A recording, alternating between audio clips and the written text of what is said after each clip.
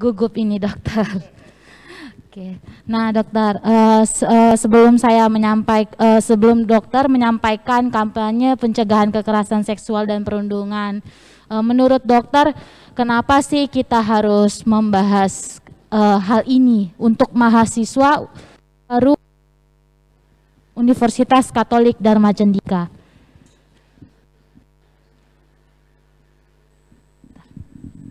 Sebenarnya saya ingin bertanya kepada panitia, mengapa topik ini yang dipilih? Permisi, sebentar. Tes.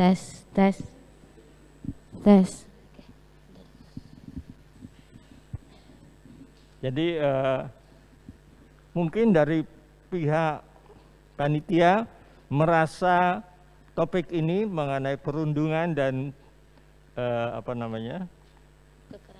kekerasan seksual itu merupakan satu topik yang lagi mode sekarang atau bagaimana ya? Sepertinya lagi mode.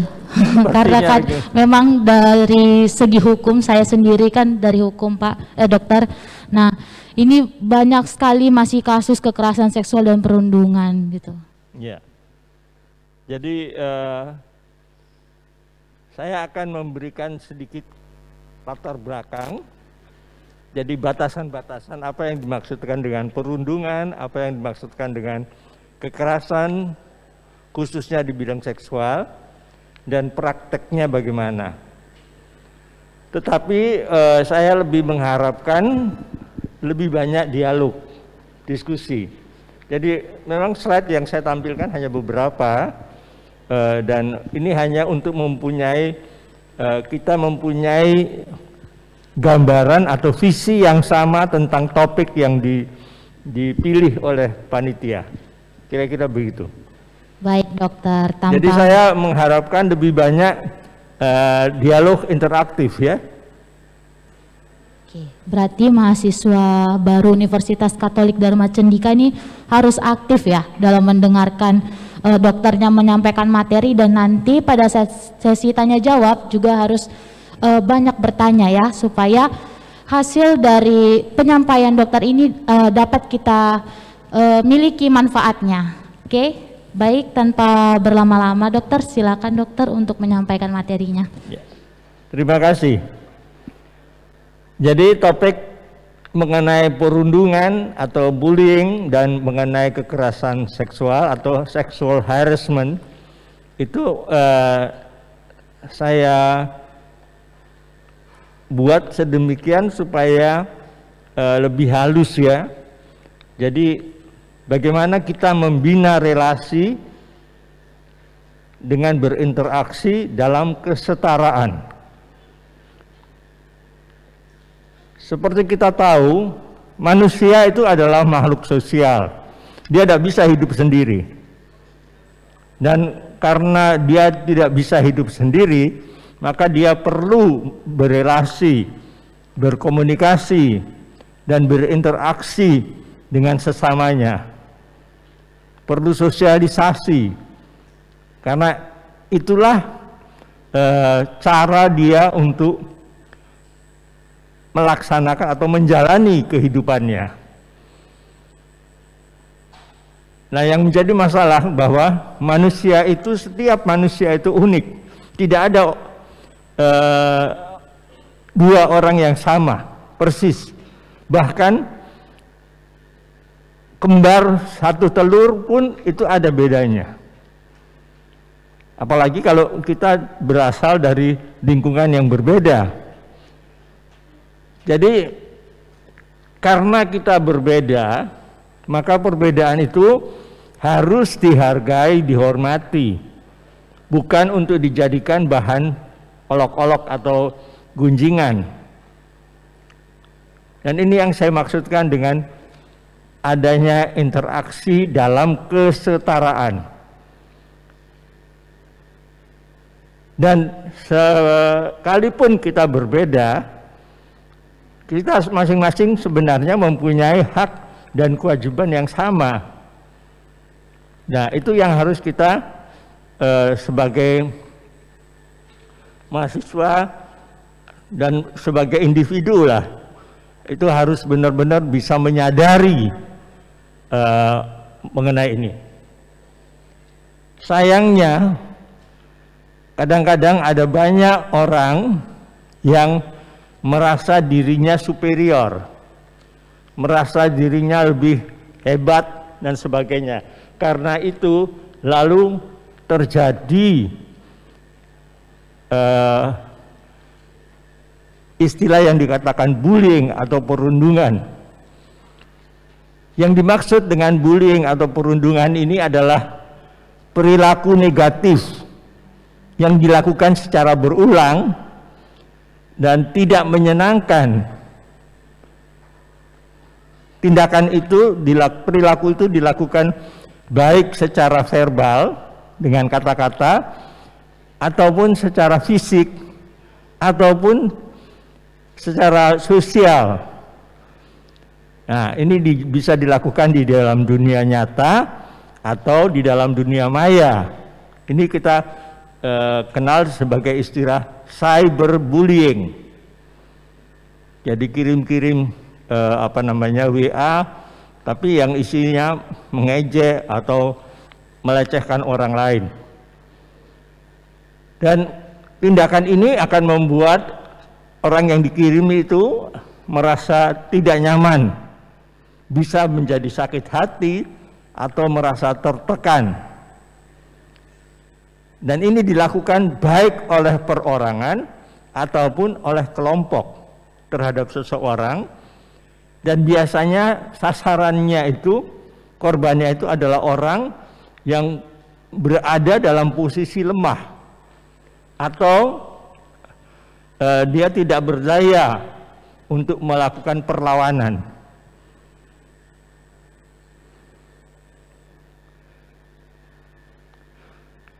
Baik, kita lihat satu video. Video ini sudah banyak beredar dan saya kira Anda semuanya juga sudah pernah melihatnya.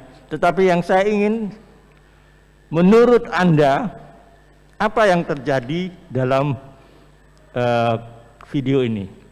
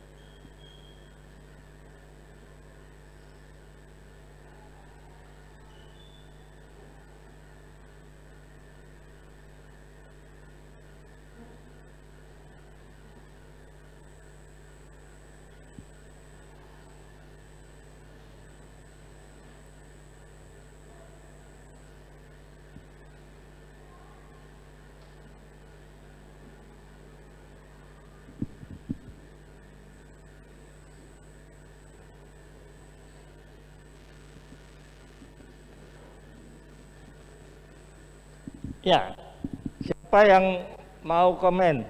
Apa yang dia tangkap dari video ini? Silahkan.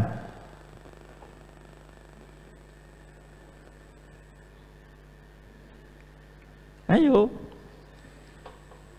Ayo, Siapa yang tadi lihat mungkin videonya terus mau berpendapat? Mungkin ada mic Silakan yang bisa angkat tangan biar dibagikan. saya kasih mic-nya. Oke, yang paling belakang ya. Oke. Ada satu orang lagi yang mau menyampaikan pendapatnya tentang video tadi, atau pada tidur tadi lihat videonya karena sudah ngantuk? Perkenalkan, nama saya Adven dari Prodi Teknik Informatika. Tadi saya lihat video tadi, menurut saya tidak ada yang mau rela berkorban, egois semua. Tidak ada yang berkorban untuk Ya. egois semua pokoknya. Tidak ada yang rela mau berkorban ya. Iya. Ya. Tapi kalau menurut pendapat Anda, sebenarnya siapa yang paling harus untuk berkorban? Yang pakai headset tadi, yang pakai earphone. Yang pakai earphone. Iya. Karena apa? Karena sebenarnya sudah penuh tadi di liftnya tadi. Ya. Karena sudah penuh dia memaksa masuk begitu ya. Iya. Baik. Mungkin ada yang dari lain? Ya, Iya, yang ini sebentar ya.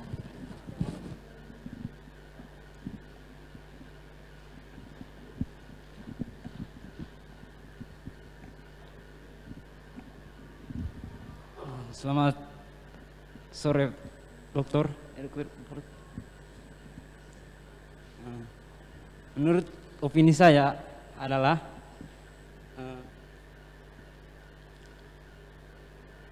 dalam video itu terjadi kekerasan dalam bentuk verbal, maksudnya secara langsung. Tapi dari situ ada 3 belah pihak, yang satunya korban dan 2 pelakunya.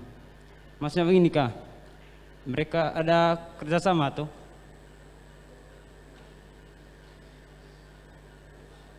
Ya. Tapi ada unsur kesengajaan juga di dalam videonya. Kelihatannya yang lain bagaimana? Ya, Orang-orang yang berada di dalam lift itu kelihatannya bagaimana sikap mereka? mereka nggak peduli dengan korbannya, Mas. Tidak peduli Ya. dan tidak tegas juga. Kira-kira kalau menurut Anda, boleh hendak orang-orang itu mengusir dia keluar? Iya boleh sebenarnya. Nah, itulah masalahnya. Orang-orang tidak berani, orang-orang merasa segan atau bagaimana, tapi mereka tetap diam. Dan yang akhirnya berkorban itu justru seorang yang cacat. Ya, seorang yang lemah dia. Ya, dengan 2 tongkat. Jadi kalau menurut Anda ini termasuk apa ini? Kekerasan dalam bentuk verbal atau kesengajaan. Verbal, tidak ada suara loh. Memang videonya ini video bisu, tidak ada suara.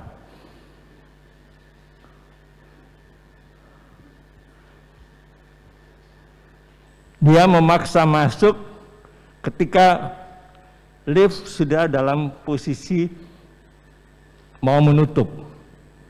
Disorong pintunya supaya dia bisa masuk. Ternyata ketika dia masuk, overload. Jadi lift tidak mau jalan. Kira-kira ini perilaku yang bagaimana? Verbal atau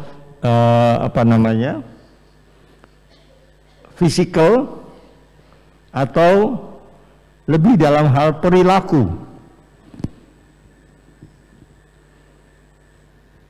Mungkin perilaku. Lebih dalam hal perilaku. Baik, terima kasih.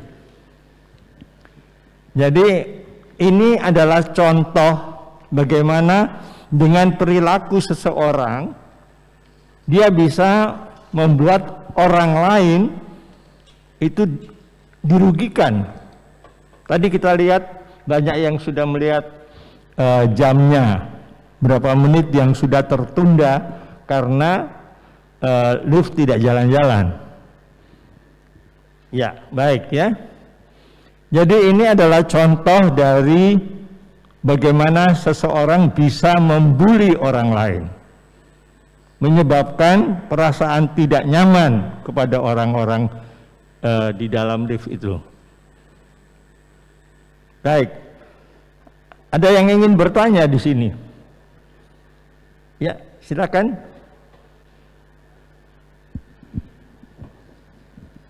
Ya, nama saya Jones Fiores dari Prodi Akuntansi. Yang pertanyaan saya, Pak, yang dibully itu yang mananya gitu?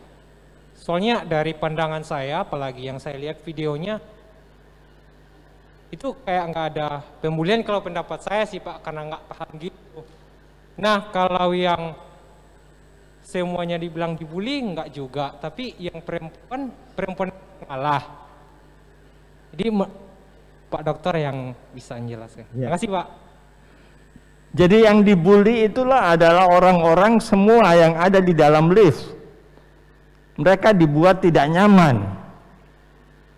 Cuma mereka tidak berani atau tidak punya keberanian untuk melakukan satu tindakan.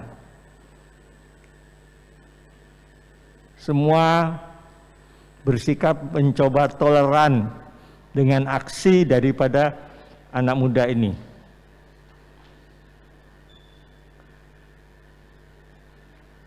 Ada lagi yang ingin bertanya atau berpendapat? Oke. Ya, baik. Saya lanjut ya. Jadi selain bullying di dalam interaksi orang-orang antar manusia ini ada juga istilah harassment atau pelecehan. Nah, pelecehan ini adalah setiap perilaku yang tidak diinginkan, baik itu fisik, verbal, atau bahkan yang dipaksakan pada orang lain dan membuat orang tersebut merasa tidak nyaman, merasa terhina atau tertekan secara mental. Biasanya harassment ini, pelecehan ini berkaitan dengan bidang seksual. Karena itu kita lebih kenal istilah pelecehan seksual. Pelecehan mencakup berbagai perilaku yang sifatnya menyerang, ofensif. Dan hal ini umumnya dipahami sebagai perilaku yang merendahkan atau mempermalukan seseorang, baik secara verbal atau lisan, secara visual ataupun secara fisik.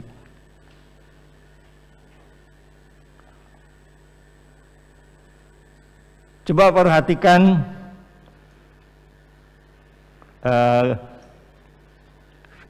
video ini ya. Video ini adalah satu momen ketika orang berdesakan masuk di dalam bis kota. Ya.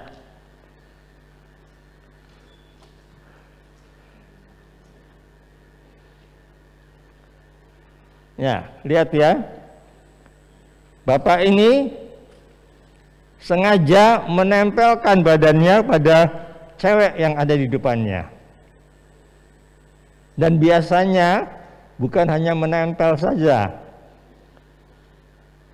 Dia bergerak-gerak menggeserkan kemaluannya pada bokong dari si cewek ini.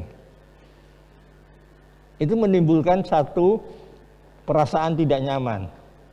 Dan biasanya si cewek juga tidak berani untuk melawan. ya dia malu mungkin. Ya, atau yang seperti yang di satu ini. Dia sengaja menaruh tangannya di depan supaya dia bisa goyang-goyang bokongnya orang. Ini yang kita katakan sebagai sexual harassment, pelecehan secara seksual. Dan ini banyak terjadi, terutama yang tadi saya katakan seperti di dalam kondisi bis kota yang penuh sesak. Sengaja orang itu masuk walaupun dia tahu sudah penuh sesak untuk mencari kesempatan di dalam kesempitan.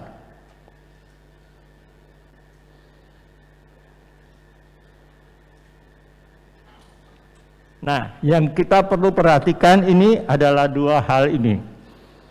Korban bullying ataupun harassment biasanya akan mengalami berbagai masalah serius, meliputi masalah kesehatan fisik, sosial, emosional, dan juga akademik, serta mental yang buruk. Orang ini akan selalu diliputi dengan kecemasan, mungkin juga dia depresi, dan ini akan berpengaruh pada prestasi akademiknya yang tidak optimal. Itu pada korban bullying atau harassment. Nah, bagaimana dengan pelakunya? Bagaimana? Pelaku bullying ataupun harassment menunjukkan kecenderungan timbulnya gangguan kepribadian. Jadi kalau dia berlanjut terus, orang ini nantinya akan menunjukkan gangguan kepribadian. Kepribadian yang antisosial atau psikopat. Ada gangguan mental emosional lain di kemudian hari. Orang-orang dengan pelaku harassment ini jangan kaget bila mana di kemudian hari dia menjadi pelaku KADRT, pelaku kekerasan dalam keluarga, pada waktu dia kemudian menikah dan sebagainya. Jadi perilaku ini sangat-sangat berbahaya, tidak terpuji.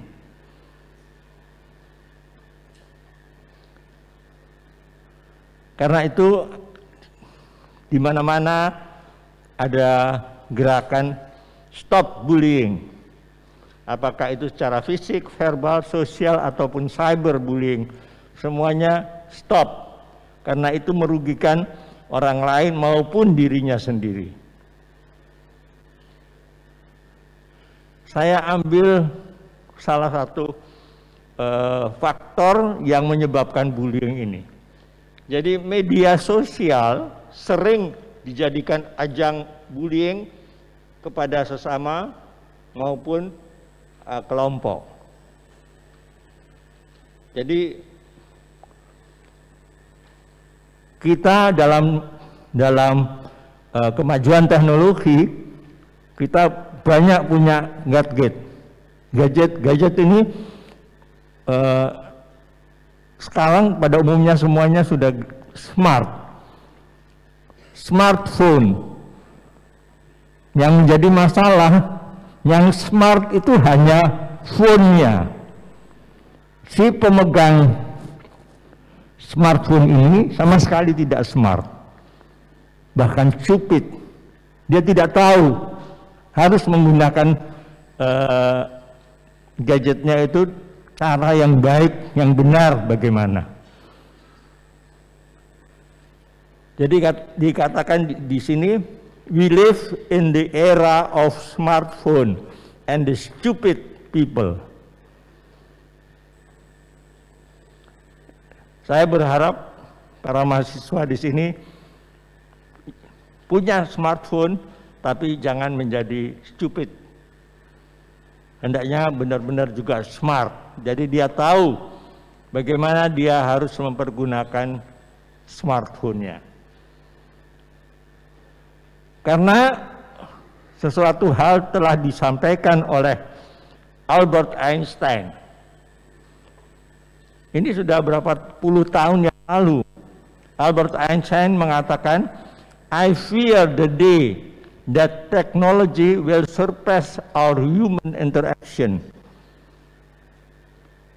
Dan akibatnya apa? The world will have a generation of idiots. Orang yang hanya sibuk dengan dunianya sendiri. Dan saya yakin Anda tidak mau dikatakan idiot.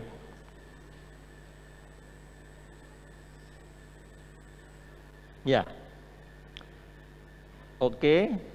Ini dari saya. Sekarang saya akan tunjukkan pada Anda satu slide.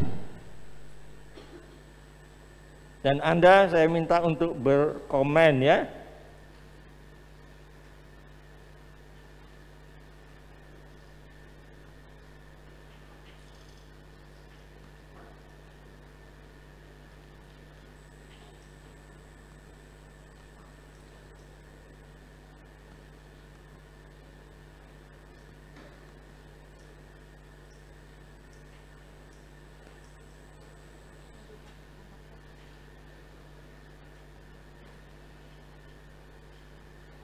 Ya.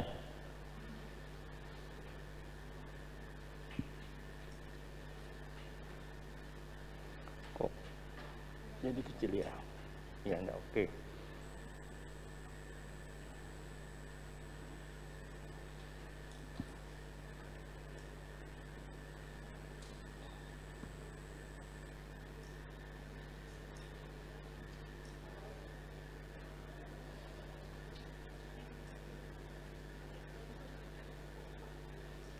Apa yang Anda lihat di slide ini?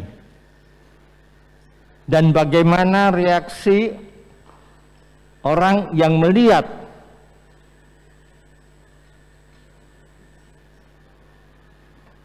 Ini termasuk apa? Bullying atau harassment? Ya? Kenapa?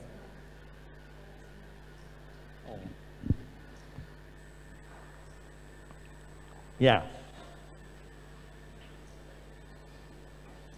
Jadi kalau Anda lihat dalam kasus semacam ini, Anda mempersalahkan siapa? Orang yang memperhatikan dan mengikuti orang ini atau si pelakunya? Yang nggak benar yang mana? Atau dua-dua?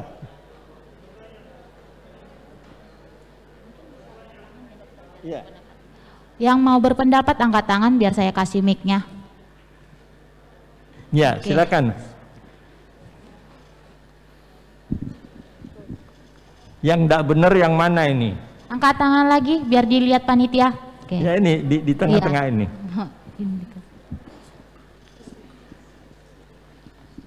Terima kasih.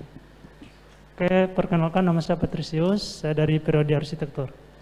Yang saya lihat tadi dari video tersebut itu adalah sebuah kelalaian dari dua orang tersebut. Pertama itu dari perempuan. Perempuan itu kalau misalnya dia berpakaian sopan atau berpakaian baik, pasti orang tersebut tidak akan melakukan harassment.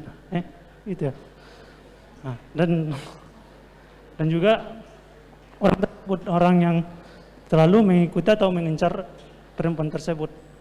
Nah, jadi menurut saya itu yang salah bukan si pengikut, tapi perempuan juga itu bersalah juga. Itu menurut saya. Ya. Gitu. Jadi Anda merasa yang perempuan ini juga kurang beres ya? Iya. Iya. Jadi cara dia berpenampilan dan sebagainya sudah di luar batas. Kalau dengan penampilan sebegitu seperti itu lalu ada cowok-cowok yang sweet atau memperhatikan dia, benar nggak?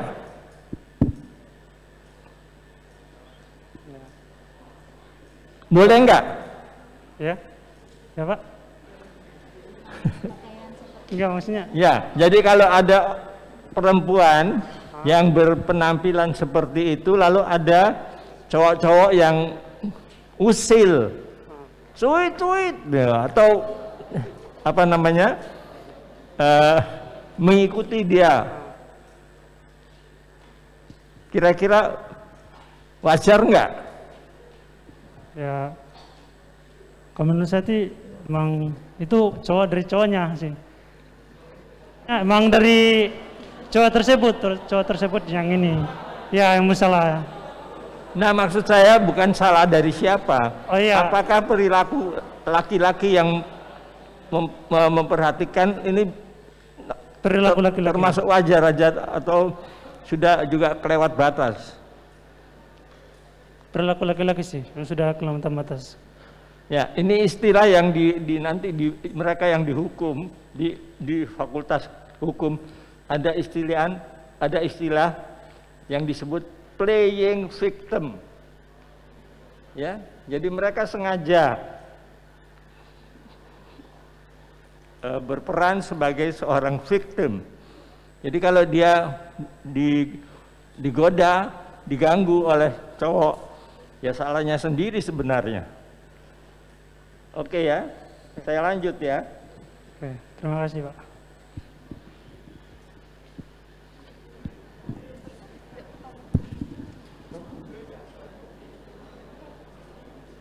Ya. Jadi laki-laki yang melihat ini langsung sudah nafsu dia.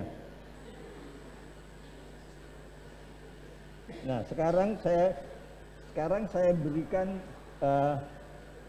video lengkap ya.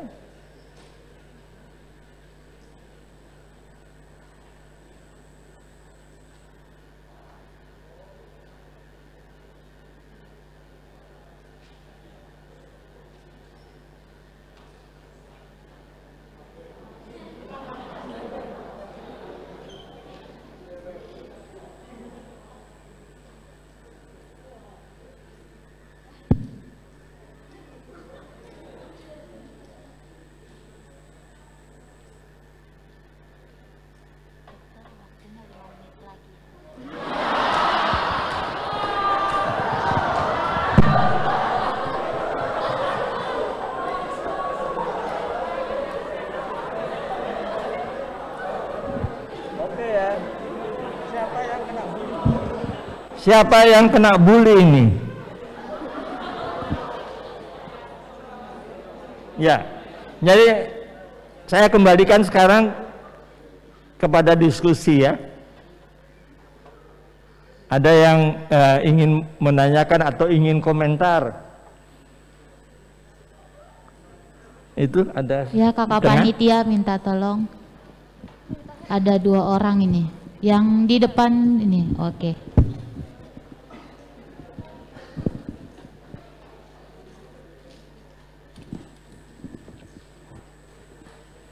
Perkenalkan, nama saya Howard Jason dari Prodi Manajemen Pemasaran.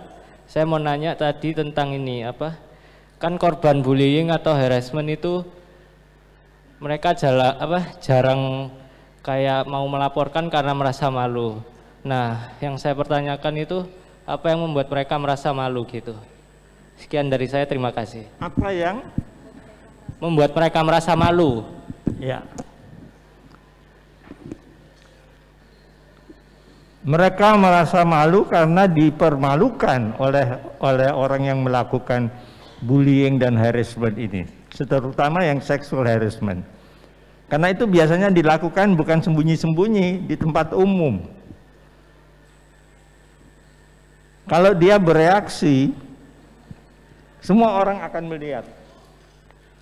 Kalau dia diam saja, yang pelaku ini bisa tambah liar. Jadi serba salah. Karena itu dia biasanya lalu menahan diri, tidak keluar-keluar, kalau tidak perlu sekali. Jarang dia mau kalau kita jalan-jalan ke mall begitu. Atau pergi naik kendaraan umum. Nah, ini yang menyebabkan dia itu berada di dalam situasi seringkali cemas, bahkan juga merasa dipermalukan, dia depresi karena itu. Ya, ada yang unjuk jari? Oke, waktu ya. Ya, yang dari sana sebelah belakang. Tadi yang mau bertanya angkat tangan. Oke. Yang baju merah dulu ya dokter, yang di sebelah kiri.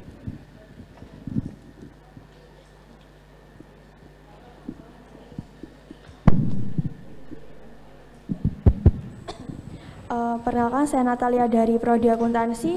Di sini saya ingin bertanya, semisalkan saya memiliki teman yang dia barusan mendapat pelecehan seksual, pasti jiwanya terguncang ya Pak. Itu apa yang harus saya lakukan sebagai temannya untuk menenangkan dia waktu dia jiwanya terguncang habis terkena pelecehan seksual?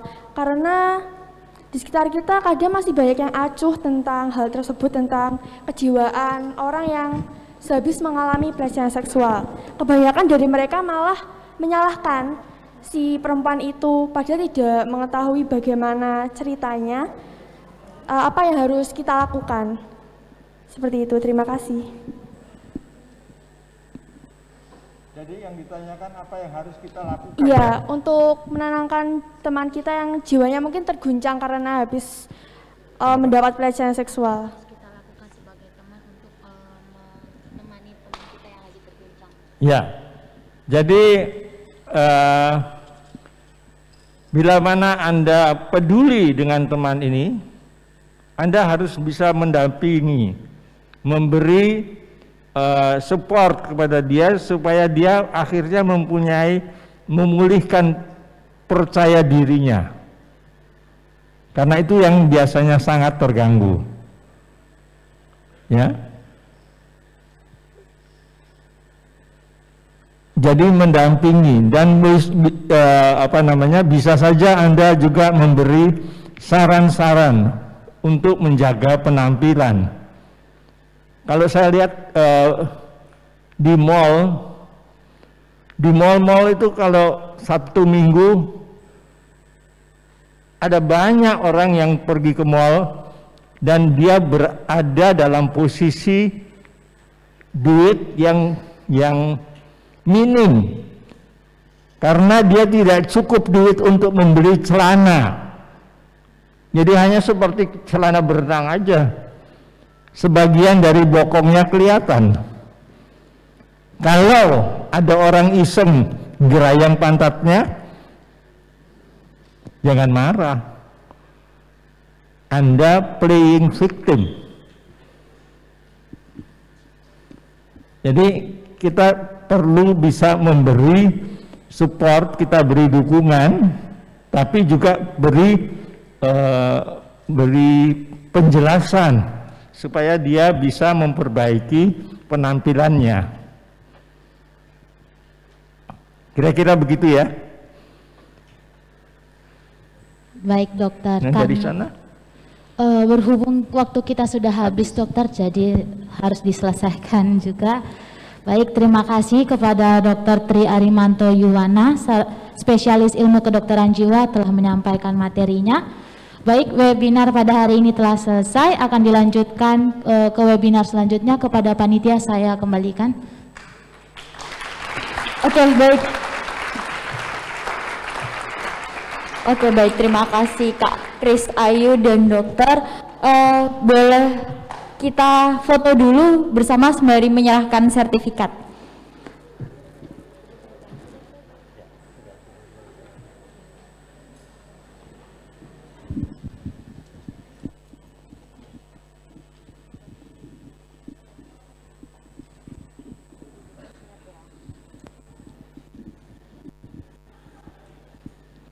Oke.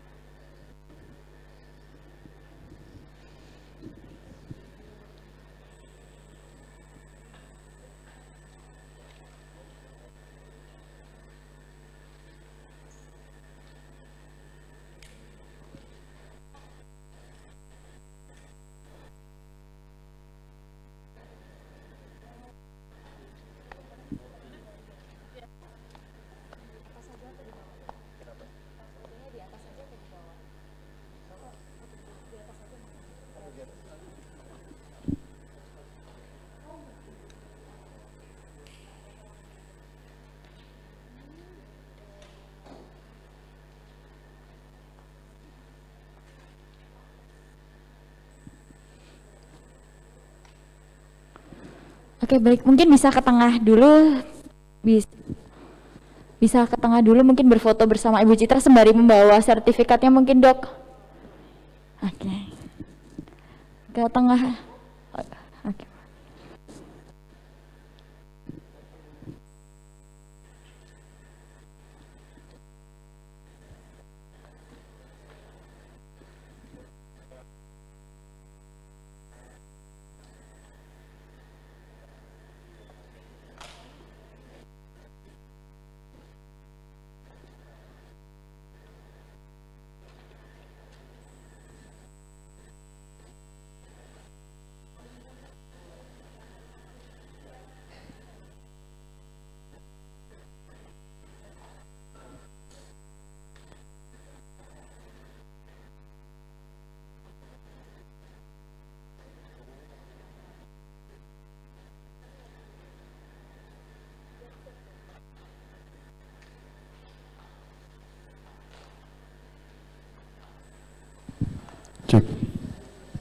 Oke, sudah mendengarkan pemaparan dan materi dari dokter tentang apa?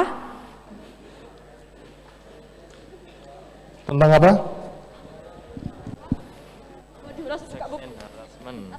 Sex and harassment. Oke. Seksual harassment. Tapi materi detailnya apa Kak judulnya? Coba Kak Dilan Untuk bacakan. materi detailnya adalah kampanye pencegahan kekerasan seksual dan perundungan. Oke. Selanjutnya untuk materi apa Kak? Selanjutnya kita akan menerima materi namanya MBKM yang dibawakan langsung oleh Pak Victor. Oke, nanti bersama dengan Kak Flo. Kak Flo juga. Tentang MBKM. Oke, mungkin kita kasih tahu mereka dulu kali ya Kak. Sebenarnya MBKM itu apa? Gambaran singkatnya aja gitu. MBKM itu adalah singkatan dari Merdeka Belajar Kampus Merdeka. Gitu. Maksudnya apa Merdeka Belajar Kampus Merdeka? Nanti akan dijelaskan lebih detail sama Pak Victor. Kemarin Pak Victor itu selaku apa sih di UKDC? Sebagai apa? Masih ada yang ingat? Sebagai Wakil Rektor 1 bidang akademik. Nah, nanti biasanya MBKM itu bisa program magang bisa. Magang kerja, kampus mengajar. Kampus mengajar juga bisa. Jadi nanti itu tuh teman-teman biasanya ditaruh di sekolah buat mengajar